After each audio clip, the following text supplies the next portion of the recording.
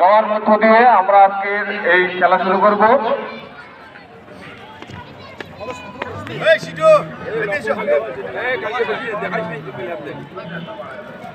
দলটাকে নষ্ট করার জন্য দোলন চাপা বিপুল গোলে জিতবে আজকে। 4 পণ্ডিত আজ খেলার পহেলা খেলা তখন তাদের পেজ থেকে আজকের এই খেলার ধারা বর্ণনা সরাসরি প্রচার করবে। তারাও প্রস্তুত। যারা